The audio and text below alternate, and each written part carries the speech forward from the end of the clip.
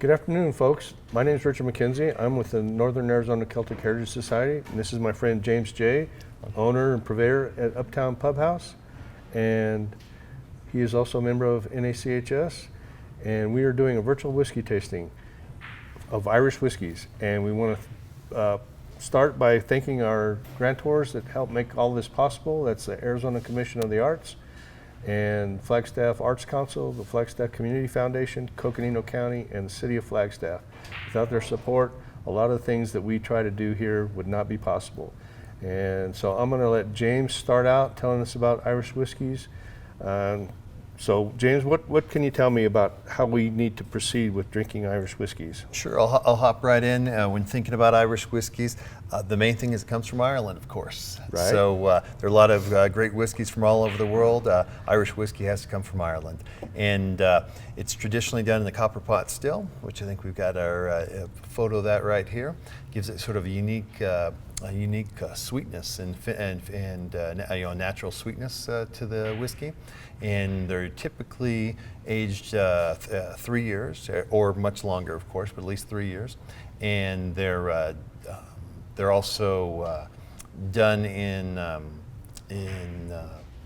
usually this copper pot still shape, although it can be different kinds as well. That's one of the things when you kind of look at these this lineup. A lot of these are done in that sort of distillation process, but there are some variations because there's quite a bit coming into the market right now.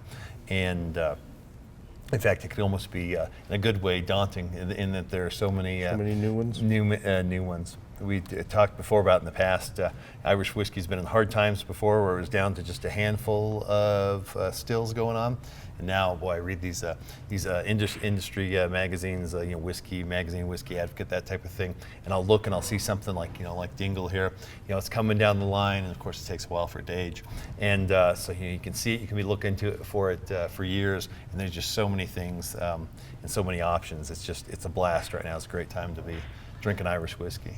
Right, and we can thank Irish priests for bringing this wonderful beverage to the world. They actually traveled in the Middle East and discovered the art of distilling, and they were distilling perfume in the Middle East, and the Irish figured out that they could distill something that was consumable and made them very happy. Yeah. And back in the day, of course, they would have used most anything to distill their beverage, and so there weren't any regulations or normal things. They would cook whatever was handy and make a alcoholic beverage out of it. There was no standards, no laws, no regulations.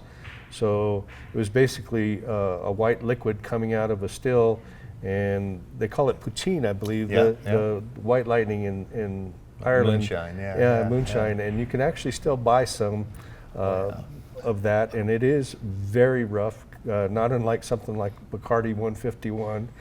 It's very hard on your tissue, and once the Irish brought it and started distilling it, then that spread over into Scotland, and they started their process.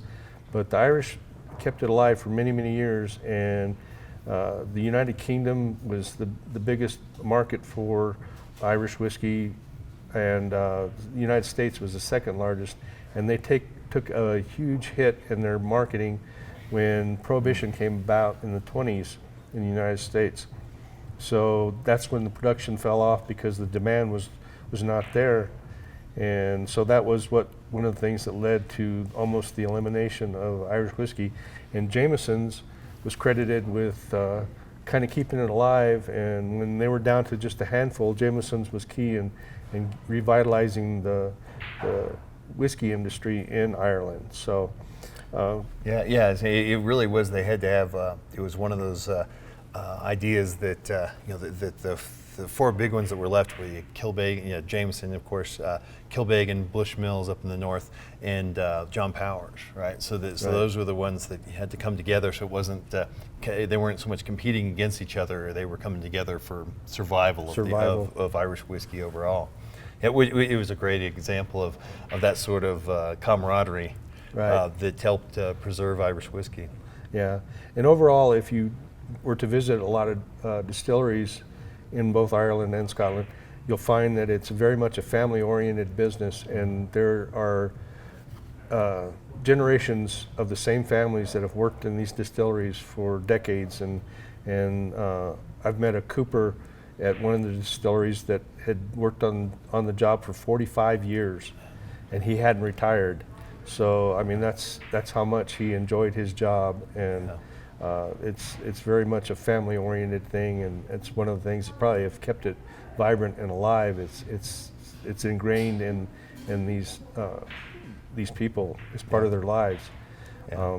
One of the things that's unique about Irish whiskey is, for the most part, it's a blended experience, is what you are accustomed to seeing, and over the history it's been that way.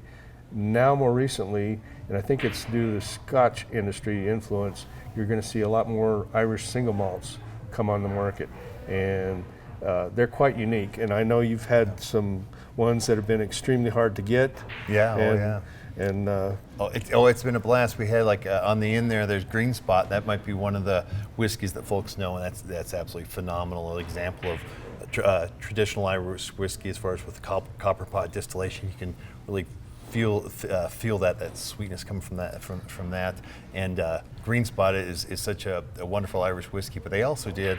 They've done a whole series. Right. And Blue Spot was one they hadn't produced in 50-something years.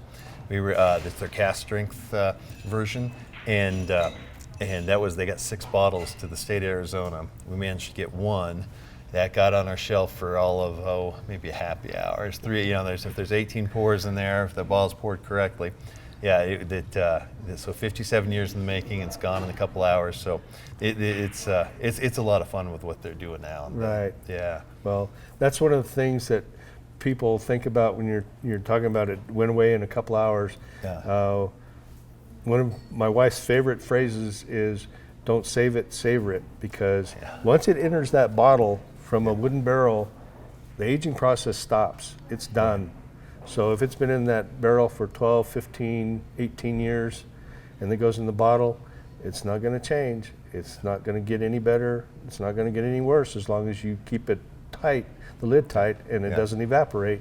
It's going to stay exactly the same. So if it's sitting on the shelf and you're thinking it's going to be better in 5, 10 years, you're sadly mistaken, because it's going to be exactly the same as when you purchased it. So that's great to point out, because that's a question a lot of times folks will ask me, especially when they're just getting started with different whiskeys. Is they'll say, well, if I got this sitting around at the house, should I age it longer? Right? I mean, it's aging because we're all aging, but Right. it's the taste-wise, it's not doing anything, right? So, right. It's not like a wine. Right. So, and along lines of ages, some of the bottles that we have in the lineup here today, they've got age statements on them, and some don't. Right. So the Bushmills, I think it's 16 year that's in front of me here. So that's their 16 year here. But then the Dead Rabbit's right by it doesn't have an age statement at all. And people will ask me about that. Is that significant or not? Right.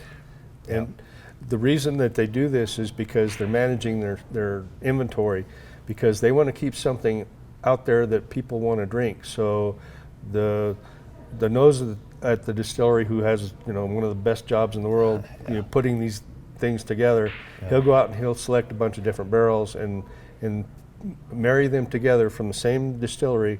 So they're still single malt because they're coming from the same distillery, but they may find something that's only 5 years old and something that's 10 years old, and they'll put them together and make something. So by law, they can't say that it's a 10-year-old whiskey. It's gonna if they put an age statement on it, it'll be that 5-year. Right. So they put no age statement, so that way they're not bound to the laws that say it has to have a certain age, and it's only going to be the youngest whiskey has precedence as far as what goes on the label. And this 16-year-old whiskey, every single drop in it is come from a cask at least 16 years old or older. Yeah. So. And that's good to know, because people ask me that too. Like, well, if they're putting together something aged 3 years, something aged 12 years, you don't just average that out, right? Right. It's the youngest one. Youngest one. Yeah. Right. So yeah, and then people also ask me too, well, is it better to have the age statement on there? course, the answer is not necessarily. Just because something's Right. necessarily aged longer, it entirely depends on your palate, depends on all the characteristics that are coming together. I've had, not so much with Irish, but I've had Scotch that was aged 40 years. And I Right. think, oh, this will be phenomenal. And then sometimes I'll have to reluctantly admit, the 12-year version I might have liked a little bit better. Right. Or at least when you're getting into those sort of histories, Right. that in itself is impressive. But sometimes just taste-wise, it doesn't necessarily mean that it tastes better just because it's older or because it has an age statement or doesn't have an age statement. Right. So, and one thing to take into consideration is you want to have a nice dram and you have your brother-in-law over. He might be a little bit of a shiftless character, so you might have something like Jameson's or what's another common, just regular Like John Powers or something, or a little bottle of Powers sitting around, or Patty's or something. You might, bring that out and have them, share that with you. But if you're on your own and you want to enjoy a good dram, then you go for the top shelf stuff, stuff that you want to save for your own personal enjoyment. And that's one of the things to consider is the price range, because it varies as the age statement rises up, so does the price. So you want to keep that in consideration. Yeah, I think that's a good point too to bring out. I sometimes do this. I don't even need to have a shiftless brother-in-law. I have to sort of put blockers for myself. So if I've got this one sitting back here and I know it's the last bottle of this Dingle Irish whiskey for this year that I'm ever going to get, and I get off work and I'm awful thirsty, I don't necessarily want to get in that. I make sure to keep a good whiskey, but I keep one in front of me just so I don't start popping that open and maybe have 2 or 3 more than I was planning on. Right. So, yeah, there's all kinds of strategies, of course, to protect your reserves. I'm sure that folks listening at home have developed all kinds of practical strategies for guarding their hoard. Right. So what we like to suggest is, if you want to try new whiskeys, the best place to do it is come to a nice pub that has a good selection, like Uptown, and try something that a friend recommends or bartender recommends. That way you're not going to the store, liquor store, grocery store, and spending $60 on a bottle that you may take home and not enjoy at all. So it's good to find your taste range, what you like. It's all subjective, so what you taste and what you enjoy, it's all on you, because people will come to us when we're doing these tastings and they'll ask me what my favorite whiskey is or what I prefer, and it depends on the temperature, the humidity, as to what I enjoy. Sometimes I'll like a heavier, and we don't have a peated Irish whiskey here. Like Connemara. Like Connemara, Yeah. and that one, the peaty ones, I would tend to want to drink when it's colder and a little bit damp, typical Irish weather. So that's the time I'd enjoy something like that. And if I wanted something a little more drinkable in the Southwest, it's going to be warmer for the most part, dry, I'd go with something like a Jameson's or a Bushmills. Black Bush is a good one. And if you want to add a little bit of water, that's what the guys who make this stuff would suggest. You add a little titch of water, and just make sure it's good quality. If you want to add an ice cube, because it is extremely hot, as long as the ice cube is fresh made and good water and not sitting next to that frozen pizza that's been in your fridge for 2 months, then you're in good shape. So it's subjective, so they have you drink it however you want, but that's what they recommend is a little titch of good quality water, and it goes down really well. Sure. So any other closing comments you might like to make, James? I think the main thing is what you're saying, Richard, there is that folks shouldn't be intimidated by, we have this impressive sort of lineup here. If they're just starting to drink Irish whiskey, they should feel free to take their notes and let themselves, instead of just going off tasting notes, which we can all find online or in the back of a bottle or something like that. Use your friends. It's always fun to have a few with them and see what they pick up on. Yeah. And then the one thing I would add too, that one of a whiskey distiller up in Colorado mentioned to me years ago, and I thought this was great advice, was that when you go to the grocery store and smell stuff, So that if you've seen tasting notes where it talks about, well, this is a blackberry sort of a nose to it or something like that, like, well, go find that at the grocery store when you're going around doing your shopping and smell stuff. So I tend to I like to go up to Bashas' up the street on Humphreys. They're always nice and they don't mind me smelling their produce. And so then you kind of get used to talking about these things. And Right. it's just the sort of vocabulary that we all use that's usually more useful than some of these kind of funny terms that you find in whiskey tasting notes. Yeah, I think that's some of the funnest times that we've ever had with whiskey tastings, is to have a number of friends sitting around and everybody, trying something, smelling it, and what are you smelling? What are you tasting? And it's amazing. It's just like having that phone game you play at parties where someone tells somebody a secret and it passes around the room, and by the time you get back to the original person, it's totally different. And that's how it is with whiskey, because everybody's going to taste something different. And that's part of the magic that it is. So anyway, we want to thank you for joining us for this Irish whiskey tasting, and please support the whiskey business. Thank you so much. Thank you. Sláinte. Slánja. Thank you.